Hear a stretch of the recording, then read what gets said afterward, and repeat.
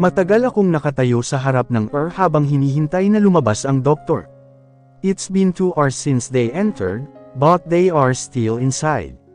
Puno ng mantsa ng dugo ni Elijah ang buong damit ko, at hindi yun nakatulong sa takot na unti-unting lumalamon sa akin sa bawat paglipas ng oras. Hindi ako makausap ng mga pulis, kaya si Stephanie ang kinausap nila. Si Stephanie na rin ang tumawag sa mga pamilya namin. Anak, kusang gumalaw ang katawan ko nang marinig ang boses na iyon. Sina mommy at daddy, kara-rating lang nila. They were the last to come after Stephanie's parents. Naunang dumating sina Tito Alfonso at Tita Elena.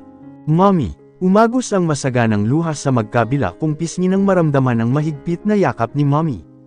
Tuluyan na akong nag-breakdown at humagulaw. I can't believe this. Sa ganitong paraan pa muling magkikita ang mga pamilya natin, bumubuntong hiningang saad ni Sara Cortez. Anak, what happened? Bakit nangyari ito? Hindi ko nagawang sumagot at ibinaon lang ang mukha ko sa dibdib ni mommy para umiyak. Hindi ko na alam ang gagawin ko. Feeling ko, mawawalan na ako ng ulirat sa pinaghalo-halong gulat, takot at labis-labis na pag-aalala. This is all your fault. Nakuha ni Stephanie ang atensyon namin nang magsalita ito. Tears fell down her cheeks while staring at me with intense anger in her eyes. Kung hindi ka dumating sa buhay namin, hindi mangyayari ito. Tumalikod siya at tumakbo palayo. Sinundan ito ng mommy niya. I wanted to defend myself. Gusto kong sabihin na siya ang may kasalanan, pero wala na akong lakas pa para makipagtalo. Sa katagalan, tinanggap ko na lang ang mga sinabi ni Stephanie. Maybe she's right, maybe it is my fault. Kapag hindi ko siguro pinilit ang gusto ko, baka hindi na aksidente si Elijah. At baka hindi rin nawala sa amin ang baby namin. Nagsimulang manginig ang mga tuhod ko habang nakayakap ako kay mommy. Nanlalabo na rin ang paningin ko at parang kinakapos ako ng hangin. Hindi nagtagal ay tuluyan akong bumagsak at nawalan ng malay. Nagising ako matapos ang ilang oras, tapos na ang operasyon kay Elijah.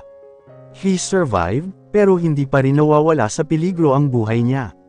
Mommy explained to me what the doctor told them. At hindi ko alam kung matatanggap ko ang lahat ng iyon. Agad akong pumunta sa private room ni Elijah. Nadatnan ko si Tita Elena na umiyak sa labas ng kwarto nito at inaalo ni Tito Alfonso. Mabilis akong pumasok sa loob. Halos madurog ang puso ko nang makita ang namumutlang mukha ni Elijah habang nakakabit sa katawan niya ang maraming aparatos. My heart broke again after seeing him in those state. Mommy, bakit kailangan mangyari ito? Yamakap ako kay mommy ng mahigpit. Pumunta kami dito sa Manila para magbagong buhay. We were fixing our marriage. Mommy, why does this have to happen? Naluluha si mommy habang nakayakap din sa akin at panay hagod sa buhok ko. May plano ang Diyos, anak. You have to keep faith in Him. Pagod na ako mommy. Lumakas ang iyak ko nang maisip ang sinabi niya kanina. May chance na hindi na magising si Elijah dahil sa lakas ng pagkakabangga sa kanya. Hindi ko pa natatanggap ang nangyari sa baby namin. Kapag pati si Elijah nawala sa akin, hindi ko nakakayanin, mommy. Humigpit ang pagkakayakap ni mommy sa akin. Anak, don't say that. Please, magpakatatag ka. All of you stayed at the hospital to wait for Elijah to wake up, pero lumipas ang mga araw, hindi pa rin ito nagigising. Matapos mahuli ang driver ng kotse na lasing habang nagmamaneho noon, ikinulong ito at sinampahan ng kaso. Bigla na lang hindi ko na nakikita si Stephanie sa hospital. Nagpaalam na rin ang mga magulang nito kina Tita at Tito Alfonso na babalik na sila sa province namin. They said na inaatake na naman si Stephanie ng depression kaya kailangan na nila itong ilayo roon.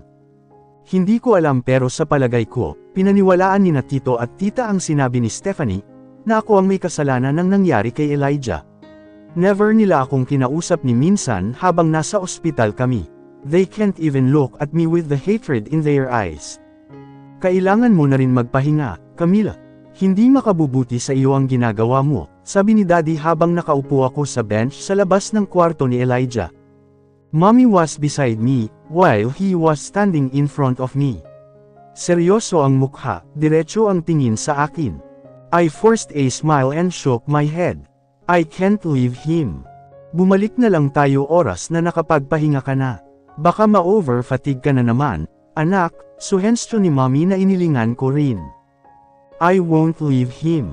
Ilang araw ka nang nandito sa hospital, Camila. Wala kang matinong kain o tulog, ni hindi ka pa maayos pagkatapos ng nangyari sa iyo. Umiling ako matapos muling umagos ang luha sa pisngi ko. Paano kung may mangyari matapos kong umalis, Daddy? Paano kung magising siya, hindi niya ako makikita? Gusto ko, ako ang unang taong makikita niya kapag nagkamalay siya. Malalim na buntong hininga ang pinakawalan ni Daddy. Please, Camila, I don't want you to suffer. Just listen to me, okay? Nakatingala ako rito habang umiyak at umiling sa parehong oras.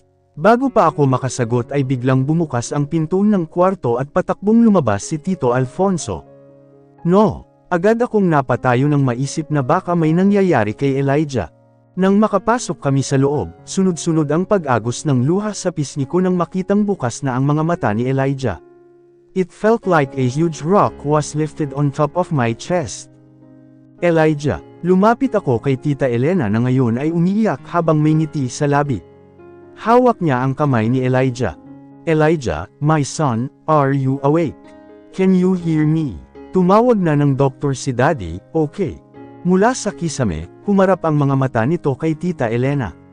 Gusto kong humagulaw sa sobrang saya. God, thank you. Thank you for saving the man of my life. Thank you for saving my husband. Bamuka ang bibig niya, pero tanging paos na boses lang ang naririnig namin. Nahihirapan siyang huminga. Yes, son. What is it? Sabihin mo kay Mommy ang kailangan mo. May masakit ba? May. Gusto kong kunin ang kamay nito pero hawak pa rin iyon ni Tita Elena kaya nagkasya na lang ako sa pagtitig sa kanya. Stephanie, natigilan ako nang tuluyang maintindihan ang sinasabi nito. Mula kay Elijah, nilingon ako ni Tita Elena at muling humarap dito. Where's my wife? Stephanie, Camila POV. Titig na titig ako sa mukha ni Elijah na may mangilan-ngilan na sugat ang hindi pa naghihilom. Tinurukan ito ng pampatulog kanina dahil sa matinding pananakit ng ulo nito matapos hindi maalala ang dahilan kung bakit na-aksidente siya. Doc, bakit nagkaganyan ang anak ko? Bakit hinahanap niya ang ex-wife niya? Hiwalay na sila, at si Camila, his wife, he can't remember her. Sa tanong na iyon ni Tita Elena ay nabaling sa kanila ang paningin ko. Nasa labas kaming lahat ng kwarto ni Elijah para maiwasan ang makalikha ng ingay. Isang malalim na pagbuntong hininga ang ginawa ng doktor bago ipinaliwanag sa amin ang lahat. Nagkaroon ng selective amnesia ang pasyente. Selective amnesia, ulit ko na ikinatango nito. Ano pong ibig sabihin noon, Doc? Bakit ako lang ang hindi naaalala ng asawa ko? Ang selective amnesia ay isang uri ng amnesia kung saan maaaring makalimutan ng isang tao ang ilang mga alaala o isang tao. Kadalasang sobrang stress ang kadahilanan.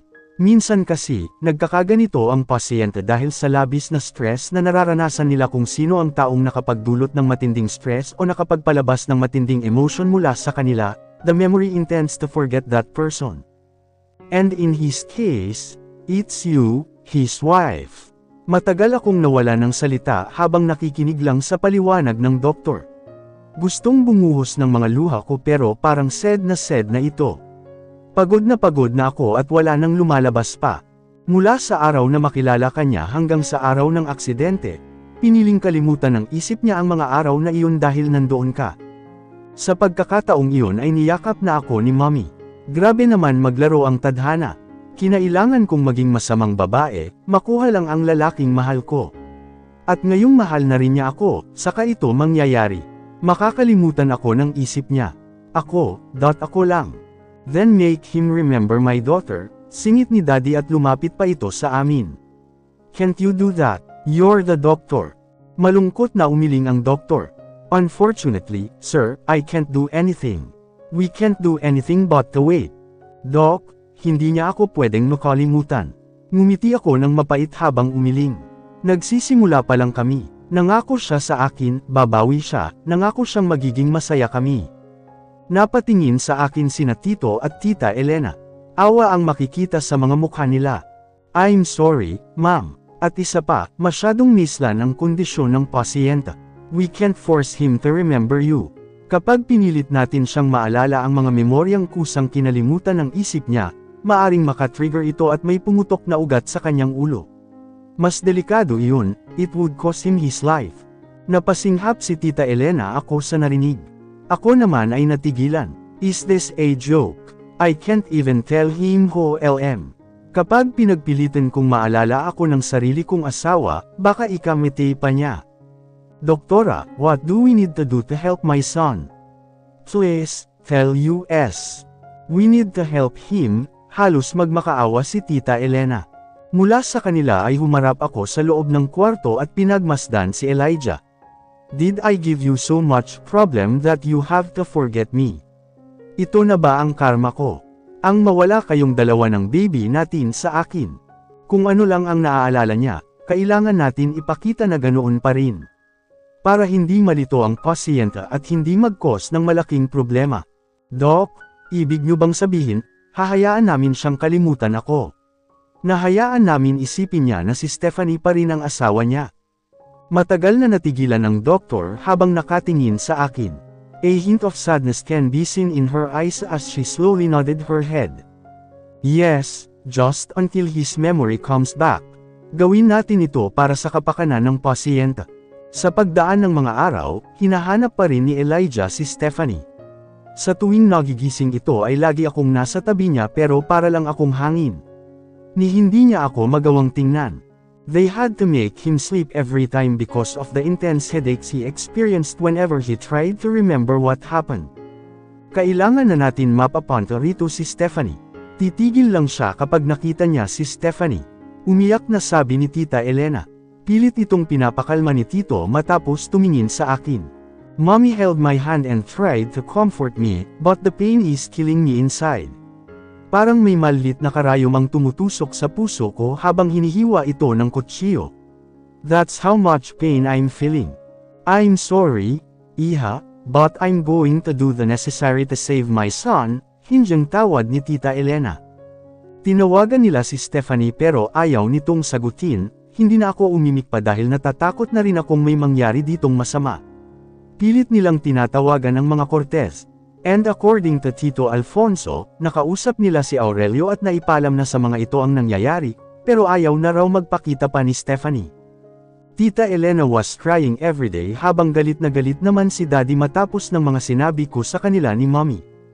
Ayoko man, pero wala akong magagawa kundi magkusang puntahan si Stephanie at hingi ng tulong nito. What brought you here? Para kay Elijah. I heard about his condition, but I'm sorry, I can't do anything. Malamig pa sa yelo si Stephanie nang datnan ko ito sa garden ng kanilang bahay. Ang sabi ni Sarah ay hindi raw ito lumalabas ng kwarto, pero pumayag itong kausapin ako. Stephanie, please. Mapait siyang ngumiti habang nakatingin sa mga bulaklak sa halamanan nila. Please, alam mo ba kung anong ginawa niyo sa akin? Hindi niyo lang ako niloko, winasak niyo pa ako, punong-puno ng pait ang kanyang tinig. I can't blame her. Alam kong napakalaking bagay nitong hinihingi ko matapos ng mga ginawa ko sa kanya. How dare you come here and ask for my help? Wala ka na ba talagang kapal ng mukha? Tumayo siya at tuluyan akong hinarap. I can't even look at her in the eyes.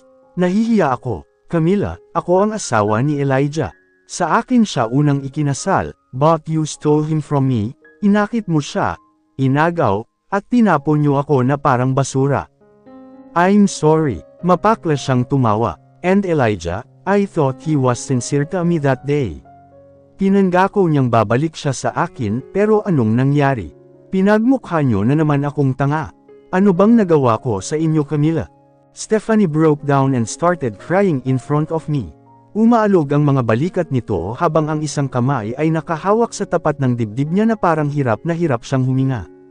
Naghintay ako, naghabol, pero kinawawan niyo ako masyado. Ngayon, wala na akong pakialam sa inyo. You can both go to hell for all I'll care. Nang akmang aalis na siya ay bigla akong lumuhad na ikinatigil niya. Camila, nagsimula akong umiyak habang nakaluhod at nakatutok ang mga mata sa lupa. Please, minahal mo rin siya. Nagmamakaawa ako sa iyo, Stephanie. Elijah needs you, he needs you now. Please, tulungan mo kami. Bumalik ka sa kanya, magpanggaap kang asawa pa rin niya. Steph, pigil na pigil ang mga luha ko habang nakatitig sa mukha ni Elijah, na ngayon may ngiti sa kanyang labi. Nakatingin siya kay Stephanie na kasama kong dumating sa hospital. Sige na, iha, lumapit ka kay Elijah, sabi ni Tita Elena. Kinailangan ko pang humarap sa malayo at pasimpleng panasan ang isang luhang naglandas sa pisngi ko. Bakit ngayon mo lang ako pinuntahan? Nagtatampo ka ba? Inabot ni Elijah ang kamay ni Stephanie at mahigpit iyong hinawakan. I'm sorry I was busy with work. I didn't have time for you. Nakatingin lang ako sa kamay nilang magkahawak habang parang dinudurog ng pino ang puso ko. Nilapitan ako ni Mommy at binulungan na lumabas na muna kami, pero humindi ako. I don't want to leave them together. Gusto kong makita sila at ang ginagawa nila. Aaminin ko, natatakot ako sa sarili kong multo. Natatakot ako na baka maaga ni Stephanie sa akin ang asawa ko. Natigilan ako at matagal na natulala nang makitang pasimpleng kinabig sa baywang ni Elijah si Stephanie at marahan itong niyakap. Napatingin sa akin ang lahat. May pag-aalala sa mga mata nila. Marin kong kinuyam ang mga kamay ko para lang pigilin ang sarili kong umiyak. Pero hindi ko kinaya at tumulo na lang muli ang mga luha ko. Hindi pa rin ako lumabas kahit nang iwan na kami ng lahat. Nasa gilid lang ako habang pinapanood sila. Ngayon ay pinagbabalat ni Stephanie ng oranges si Elijah. Gusto kong matawa sa sarili ko. Napakatanga ko na siguro sa paningin ng mga tao rito. Ako pa ang nakiusap sa ex-wife ng asawa ko na bumalik siya, and now, I'm torturing myself by watching them. Kahit si Daddy, hindi kayang makita ang ginagawa ko sa sarili ko kaya hindi na siya dumadalaw sa ospital. Ilang beses na ba niya akong napag-alitan dahil sa katangahan ko? But I can't help it. Masyado kong mahal si Elijah para lumayo sa kanya. Hay! Nagising ako sa malalim na pag-isip nang makitang nakatingin na sa akin si Elijah habang nakangiti.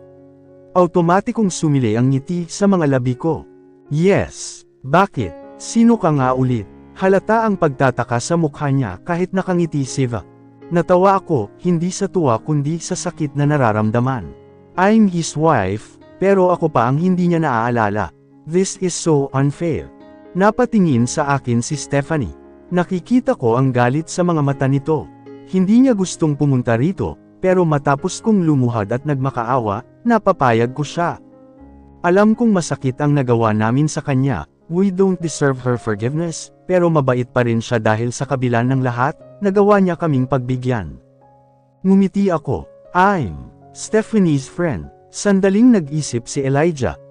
Kaya pala, lang araw na kitang napapansin. I'm sorry, I didn't get your name. It's Camila. Mariin akong lumunok habang sinasalubong ang mga tingin niya. Pakiramdam ko ay may malaking bagay ang nakabara sa lalamunan ko. Samubo siya ng orange na bigay ni Stephanie bago ngumiti. Camila, sounds familiar. Mabilis na kumabog ang dibdib ko sa narinig. Mula sa sofa ay nakangiti akong lumapit sa kama niya. Talaga, pamilyar ako sa iyo. Yeah, Nagkatinginan kami ni Stephanie nang makita na humawak ito sa kanyang ulo na parang may nararamdamang sakit doon. Are you okay? Masakit ba ang ulo mo? Hinawakan ko siya sa braso niya na ikinatingin niya sa akin. Ilang segundo kaming nagkatinginan bago tumikim si Stephanie. Nakuha nito ang atensyon ni Elijah. Mabuti pang magpahinga ka na. Elijah gave her a small smile before nodding his head. Mabuti pa nga. Thank you, hon. Muli kaming nagkatinginan ni Stephanie nang tawagin siya ni Elijah sa dati nilang endearment. He even held her hand until he falls asleep. Ginagawa ko lang ito dahil nakokonsensya ako. Nasa labas na kami ng kwarto ni Elijah. Mahimbing na ang tulog nito sa loob, payapa. Habang ako ay nagpupuyos ang dibdib sa inis. I was supposed to be the one to get hit by that car, pero niligtas ako ni Elijah. I was trying to end my life. Napasinghap ako bago tumingin kay Stephanie. My eyes are widened with shock. Sinubukan niyang tapusin ang buhay niya. Nang mapansin niya ang reaksyon ko ay natawa siya. Nagulat ka, ganoon ang impact ng ginawa niyo sa akin. Samandal siya sa pader ng hospital at tumangala para pigilan ang mga luhang mahulog. Her arms were in front of her chest. Nang moalang bisa ang kasal namin, sinugod ako sa hospital dahil sa depression. It took me weeks to recover. Masakit, but I decided to move on with my life. Muli niya akong tiningnan, sa pagkakataong ito ay may luha na sa mga mata niya. Did you know what Elijah do when I told him that I was ready to let go? He stopped me. He stopped me and promised to end things with you, para bumalik siya sa akin. Pero anong ginawa niya? Pinaasa niya lang ako. Sinaktan. Na naman. I'm sorry, iyon lang ang tanging nasabi ko. Alam kong walang kapatawaran ang nagawa namin kay Stephanie. And after everything I heard, pakiramdam ko, napakasama kong tao. Kasalanan ba talaga ang magmahal? Bakit kailangan humantong sa ganito? Iyong sakit ng ginawa nyo, it pushed to the point where I wanted to kill myself just to end the pain. And now, this. Pinapahirapan nyo na naman ako. Anong kasalanan ang nagawa ko sa inyo para gawin nyo ito sa akin, Camila? Anong kasalanan ko sa iyo? Hindi ko na nagawang sumagot pa at nagbaba na lang ng paningin. Hindi ko kayang salubungin ang mga mata niya. Inaamin ko na sa kabila ng nangyayari na kokonsensya ako matapos malaman ang mga pinagdaanan ni Stephanie. Hanggang sa bumalik lang ang alaala ni Elijah, keep pretending, but Camila, what if hindi na bumalik ang alaala niya? Natigilan ako sa sinabi nito. Umiling ako at ngumiti. Babalik. Babalik ang mga iyon, alam kong babalik ang alaala niya. Ayokong isipin ang posibilidad na baka hindi na nga bumalik ang alaala ni Elijah. Ayoko, hindi ako papayag. Huminga siya ng malalim. Okay, but since I have to pretend as his wife again, gusto ko, sa bahay ko siya uuwi. Nawalan ako ng imak sa sinabi niya. I stared at her for a few seconds, she stared back. At kung ano man ang mangyari habang nagpapanggap ako, hindi ko nakasalanan iyon. Iniwan niya ako at muli siyang pumasok sa kwarto ni Elijah. Wala akong nagawa ng sabihin ni Stephanie na iuuwi niya sa kanila si Elijah. Kaya makalipas lang ng ilang araw at maayos na ito, dinala niya ang asawa ko sa dati nilang bahay. Wala rin akong nagawa kundi umuwi sa amin. I can't stay in Manila now that my husband is not there anymore. Kailangan kong manatili sa probinsya namin upang maging malapit ako kay Elijah. Mommy, am I doing the right thing? Umalpas ang isang luha sa pisngi ko. I heard she lets out a deep sigh. Nakatayo kami sa malawak na balcony sa second floor, nakaunan ako sa shoulder niya habang nakatanaw kami sa malawak na lupain sa harap namin. Oo, anak. This is the only way to help your husband. Pero paano kung bumalik ang feelings niya para kay Stephanie? Ma, I can't. Hindi ko kaya. Araw-araw, nag-overthink ako sa pwedeng mangyari. Matapos nang sinabi sa akin ni Stephanie noong huling pag-uusap namin, feeling ko ay binabalaan niya ako na baka sa gitna ng pagpapanggap niya ay makuha niya ang loob ni Elijah. Paano kung mahalin ulit siya ni Elijah? Paano kung may mangyari sa kanila? Yamakap ako kay Mommy nang hindi ko mapigilan ang pagdagsa ng mga eksena sa isip ko. Mga eksenang parang kumukulot sa puso ko. Hindi ko kaya ang ganito, mababaliw ako kung hindi ko makikita si Elijah. Mommy, kailangan kong bantayan ang asawa ko. Nagtatakang tiningnan ako ni Mommy. Anong gagawin mo? Pupuntahan ko sila. Anak, masasaktan ka lang. Hayaan mo. No, Mommy, hindi pwedeng maghintay na lang ako dito. Nawala na nga sa akin ang baby namin. I can't just stay here and let Stephanie do whatever she wants. Paano kung kunin niya ang loob ni Elijah at magtagumpay siya? Paano na ako, Mommy? Awang-awa si Mommy habang nakatingin sa akin. Hindi naman ito makapagsalita lalo't sa hitsura ko na halos ay magmakaawa na sa kanya. Sa huli, wala itong nagawa kundi ang ipahatid ako sa family driver namin sa dating bahay nina Stephanie at Elijah kung nasaan sila ngayon. Sino po sila? Tanong ng katulong na nagbukas ng pinto para sa akin. Marahil ay bago lang ito at hindi taga rito sa amin kaya hindi ako kilala. Kaibigan ho ako ni Stephanie. Nandyan ba sila ng asawa niya? Ah, opo, pasok po kayo. Pinagbuksan ako nito. Tumuloy na lang ho kayo sa kusina. Nandoon sina Ma'am at Sir. Matapos nitong sabihin iyon ay umalis na ito. Naglandas naman ang paningin ko sa buong paligid at natigil iyon sa malaking larawan na nakadisplay malapit sa malaking hagdan. Ilang beses akong lumunok nang matitigan iyon. Ang wedding picture nina Stephanie at Elijah. Huminga ako ng malalim bago dumiretso sa salaming pinto na tinuro ng katulong kanina. Napapansin ko, ang lamig mo sa akin. Natigilan ako sa tapat ng glass door nang marinig ang malambing na boses ni Elijah. Magkahalong pananabik na makita ito at lungkot ang naramdaman ko. Lungkot dahil siguradong si Stephanie ang kausap niya. Sumilip ako sa salamin ng pinto, hindi ko napigil ang mapalunok ng maramdaman ang bar sa lalamunan ko. Nasa loob sina Elijah at Stephanie, yakap ni Elijah si Stephanie mula sa likuran habang nagsasalita siya. I'm sorry I can't remember anything. May nagawa ba akong kasalanan bago ako ma-accident? Stephanie let out a deep sigh and closed her eyes. Wala. Then why are you acting so cold? Wala. Pinaharap ni Elijah si Stephanie at masuyo itong hinalikan sa mga labi. Ako naman ay parang tino torture sa mga napapanood. Nagtatampo ka pa rin ba? Steph, sorry na. Kinuha niya ang kamay nito at dinala iyon sa mga labi. Halos maduraj ako habang pinapanood sila, pero lalo akong nawasak nang makitang hinalikan ni Elijah si Stephanie sa mga labi. Masuyo ang mga halik na iyon, habang ang mga kamay nito ay naglalandas sa buong katawan ni Stephanie bago pumasok sa loob ng dress nito. Humigpit ang pagkakahawak ko sa basket na dala ko matapos ng nasaksihan. Nang makitang itataas na ni Elijah ang laylayan ng dress ni Stephanie, mabilis akong pumasok at lumapit sa kanila. Anong ginagawa niyo? Napatingin sila sa akin. Agad na ibinaba ni Elijah ang dress ni Stephanie at parang nahihiyang dumistan siya rito. Ano sa tingin mo? Tanong ni Stephanie habang masama ang tingin sa akin. Kumuyam ang mga kamay ko. When Elijah notices the tense between us, sumingit ito at awkward na tumawa. Camilla, what brought you here? Lalapit pa lang sa akin si Elijah, inis na umalis si Stephanie.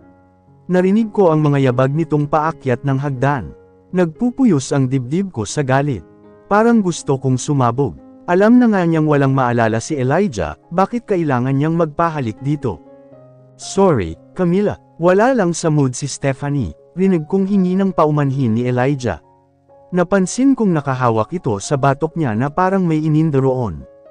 Lumapit ako, okay ka lang ba? Nagdala ako ng mga prutas. May dala rin akong mango. Favorite mo ito, di ba? Napatingin siya sa basket na bitbit ko. Paano mo nalaman ang favorite fruit ko? Naikwento sa akin ni Stephanie. Ano bang problema? Bakit parang hindi maganda ang timpla noon? Bumuntong hininga ito. I don't know, Camilla. Mula nang magising ako sa hospital, naramdaman kong may nagbago kay Stephanie. Hindi naman siya ganito noon. Sa kabila ng mga pagkukulang ko, she's always there. Lagi siyang naghihintay, lagi akong inintindi. But now, it felt like there was a huge wall between us. Tumingin siya sa akin. Malamlam ang mga mata niya at kapansin-pansin na apektado siya sa ipinapakita ni Stephanie. Alam kong wala siyang maalala, alam ko rin ako na ang mahal niya, but it hurts. Nagseselos ako. May nangyari ba bago ako na aksidente? Wala akong maalala, Camilla. Can you tell me? Malalim na buntong hininga ang pinakawalan ko. I tried so hard to hide my pain, but it was hard. Huwag ka na munang mag-isip. Makakasama iyan sa iyo. Gusto mong ipagbalat kita ng mangga. He gave me a soft smile. That's nice of you, pero wala akong gana. Aakyat na muna siguro ako. Matapos sabihin iyon ay nilagpasan na niya ako at umakyat sa hagdan. Mabilis kong pinahid ang isang luhang naglandas sa pisngi ko. Agad kong hinanap si Stephanie at natagpuan siya sa loob ng library sa second floor. Inis ko itong nilapitan. Stephanie, what do you think you're doing? Nakaharap siya sa salaming pader. Nang lingunin niya ako, nakita kong naninigariyo ito. Ibinuga niya sa hangin ang usok mula sa loob ng bibig niya. Nanuot sa ilong ko ang amoy niyon.